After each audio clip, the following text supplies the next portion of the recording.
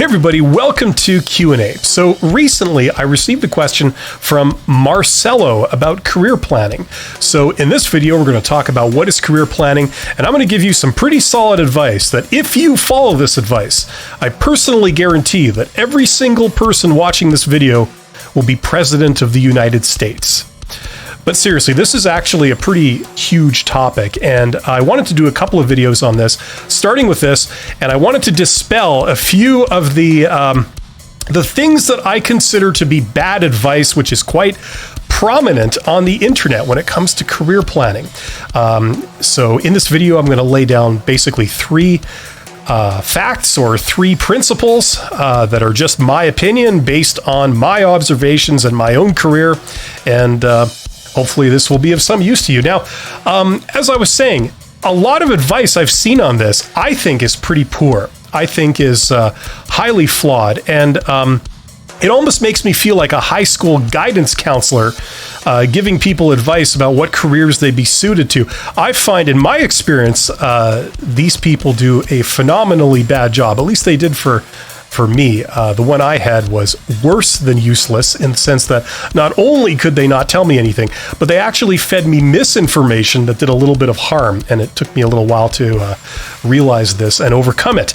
But yeah, a lot of career planning is basically trying to figure out what you're suited to and try to map out an approximate or general plan of if you want to get to this end goal, what you have to do in order to get there, okay? And usually this takes the form of looking at your traits and your interests and your passions and trying to map out an end job based on that. Now, I find this to be a very negative process, because usually what this looks like is people will say, well, you know, you're this, so we better kiss goodbye the dream of becoming that. And it's sort of a process of elimination. I find that's terrible advice, absolutely terrible.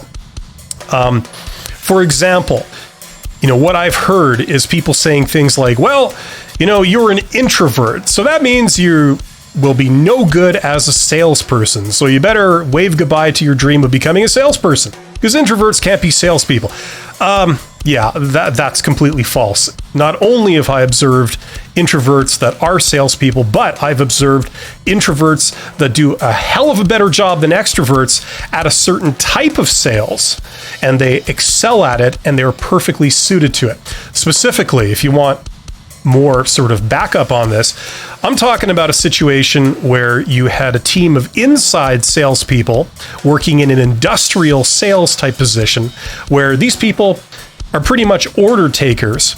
But when customers call, and these are customers who have a fairly advanced bit of technical knowledge and want to discuss the possible purchase of a product with someone who can give them technical answers to their technical questions, I've seen introverts excel at this, because not only do they not apply these high pressure sales tactics that other introverts don't like, but they excel at being able to answer technical questions, develop a rapport with people, and be able to not only make the sale, but upsell these customers, and the customers are delighted about the whole process. So it just goes to show you, any high school guidance counselor that tells you something along the lines of, well, you're an introvert, so you'll never be a salesperson, you can see how completely out to lunch that type of advice is.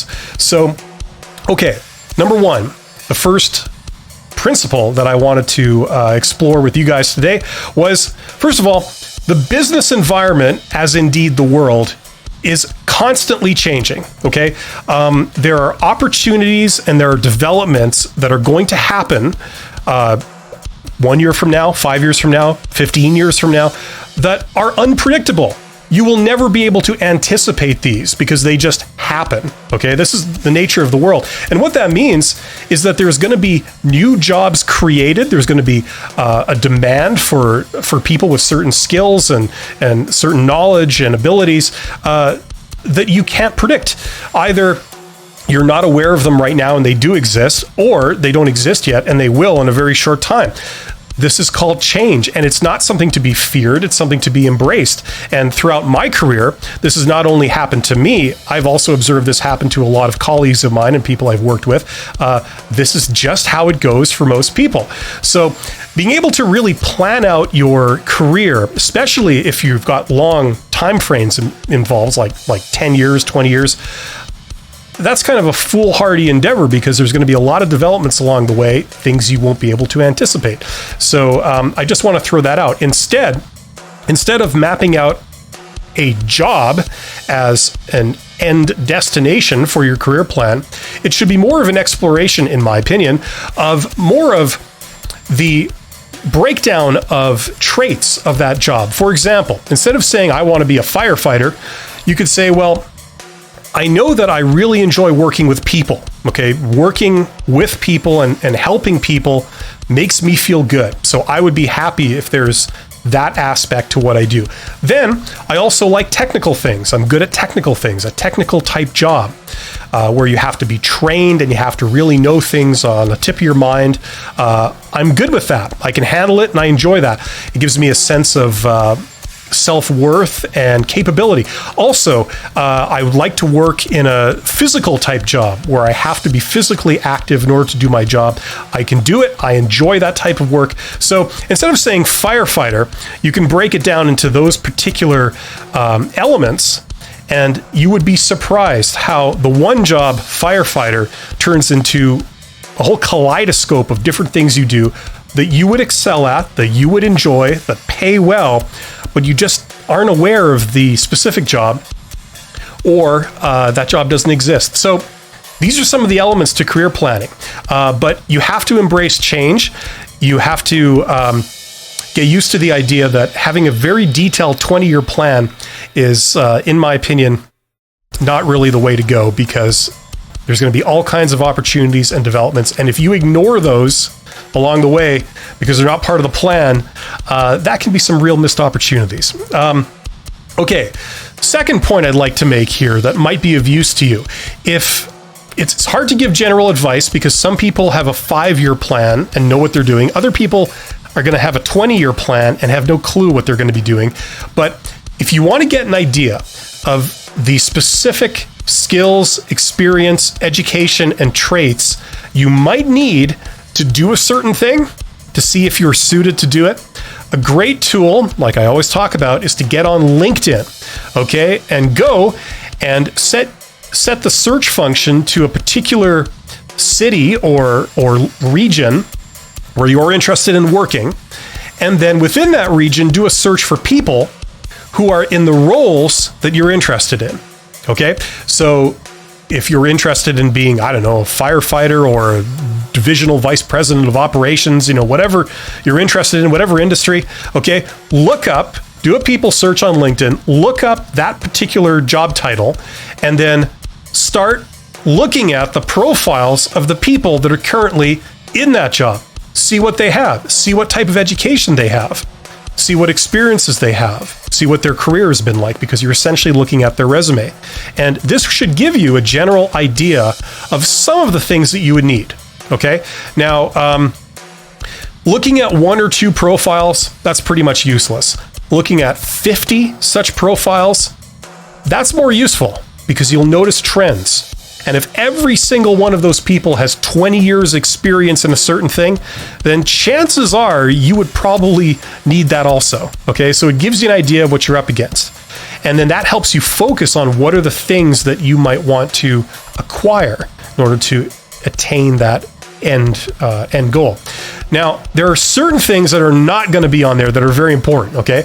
It gives you some of the things, it doesn't give you all of the things. For example, some of the things that it doesn't give you are personality traits, okay? So you won't be able to see that, obviously, on the equivalent of somebody's resume, usually.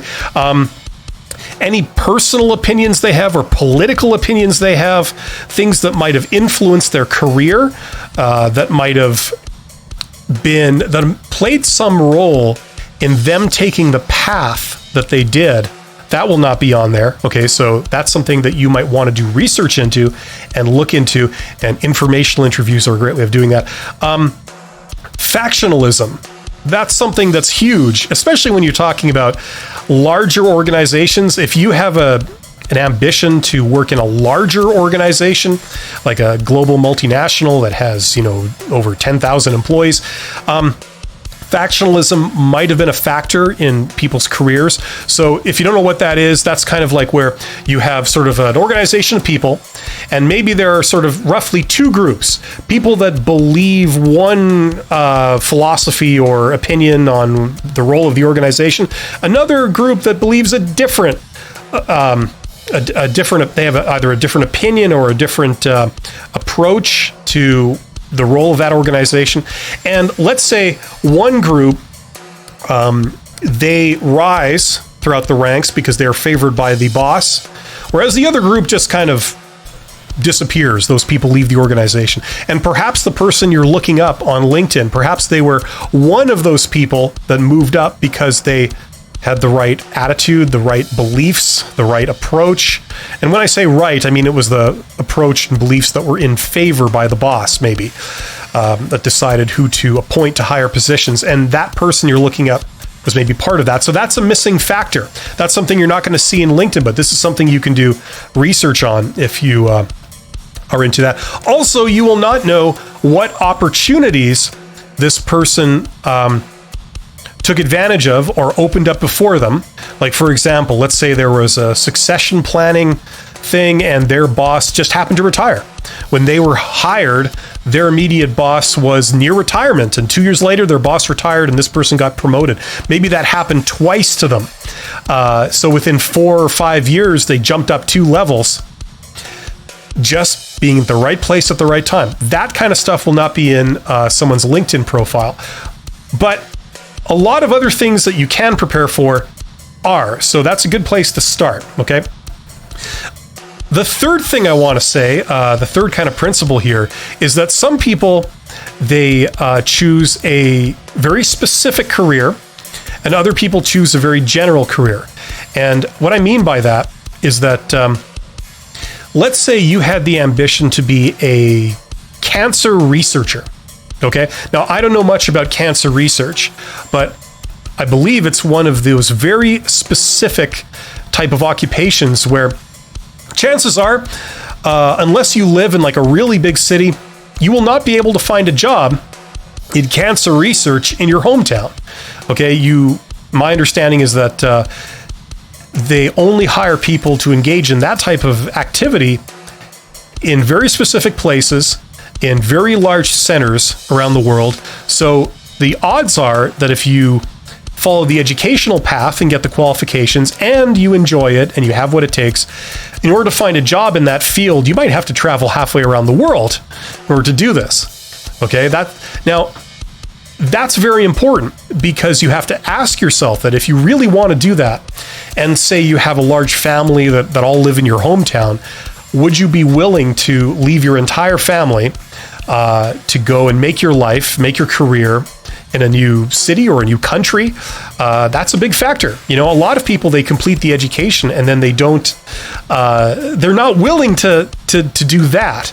So it would have been nice to really analyze how they felt about that at the beginning, rather than discover that anew when they get to the very end of the gaining of the prerequisites. So that's a factor. As opposed to a general career. A general career is like, maybe accounting or being an office manager or something like this. These might seem a little bit more mundane, not quite as, ambitious. But the great thing about those jobs is that you can work in any of those jobs pretty much almost anywhere. So you can probably find employment in your hometown without too much fuss. You don't have to relocate to have a career in those occupations. So those are factors too, okay? And these are things that I don't see a lot of people talking about. So I hope that was helpful. I mean, this is a huge topic. I could go on forever, but I will put it in other videos. If you have a specific question you'd like me to answer about career planning, let me know in the comments. I do read all the comments. Thank you so much to the people who leave comments. I think that's awesome. And I put the little heart for the ones that I really like. You tend to get a heart if you say something very complimentary of me. I have that weakness. So thank you for your attention. You guys are awesome. And especially if you're taking the first steps to do some career planning, some pre-planning, chances are this type of activity will pay off for you. So congratulations. Have yourselves a great day. You're awesome. I'll see you on the next video. Take care.